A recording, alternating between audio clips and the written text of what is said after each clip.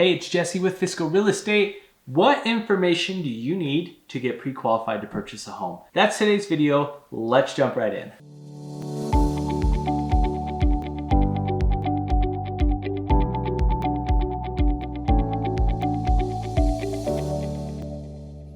Thank you so much for watching. I'm Jesse with Fisco Real Estate, Utah's #1 real estate agent, and I am super excited to talk to you today about the pre-qualification process. A lot of times people do not know what's needed for pre-qualification, so they're going to ask what documents. You're watching this video because you're intrigued on what documents are needed to get pre-qualified for a loan. As always, like and subscribe to this video and ring the bell to get notifications of when these videos come out and are dropped, because it is super important information to your home buying process. So let's talk today about the pre-qualification process. A lot of people don't know, but there are two different ways of pre-approval. You have a conditional pre-approval, which is the most common, essentially meaning that based off of everything you've provided to the lender has pre-approved you for this price, but the file has not been underwritten and you are not 100% guaranteed to get this loan. The other one is a full pre-qualification where your file has been submitted to an underwriter and reviewed already, and you have this amount and that's a guarantee. Most times people don't go as far as getting their file underwritten before they get pre-qualified. That's normal, but know that there is a difference in the two. What do you need documentation-wise to get a loan? Great question. You're going to need your W-2s if you have a W-2 employment.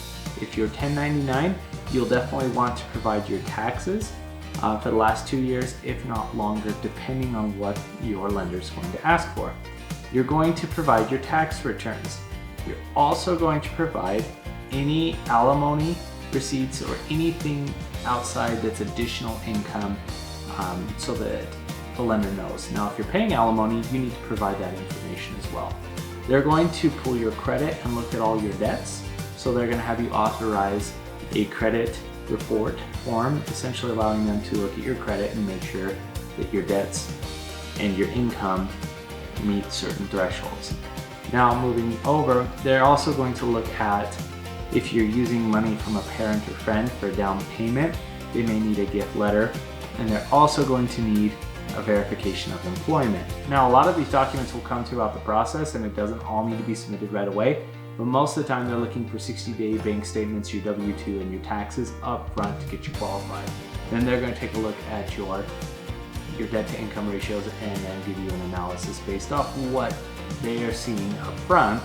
They're going to tell you what you qualify for. Now, what you qualify for doesn't always mean that's what you can afford, so please make sure that you understand in the budget your payment, because nothing's worse than realizing on a house you absolutely love that your payment is going to be way more, but you're pre-qualified for that amount. It's confusing.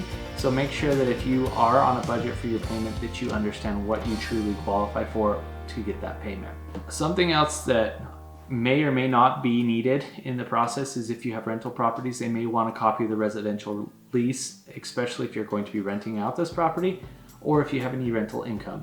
Those that are self-employed or have 1099s, you need to very closely pay attention to the amount that you're reporting on your taxes, because even though you're making $600,000 a year self-employed, if you write all those off and make $20,000 a year after all the write-offs, you're not going to be able to afford a home. So keep that in mind. When you go to buy a home as a self-employed individual, you need to make sure that the income you're reporting on your last 2 years of taxes shows and justifies that you can afford that payment. This is a super brief video on what you're going to need to get pre-qualified for a loan. The lender may ask for additional documents if they see fit, so please be prepared for that. If you need help getting pre-qualified, please reach out to us. We have a phenomenal lender that we work with that is licensed in all the states, and they would love to work with you. They're also going to save you tons of money on closing costs. Thank you so much for watching this video. Hope you guys have a fantastic day. As always, be on the lookout for some more awesome content with your home buying or selling needs.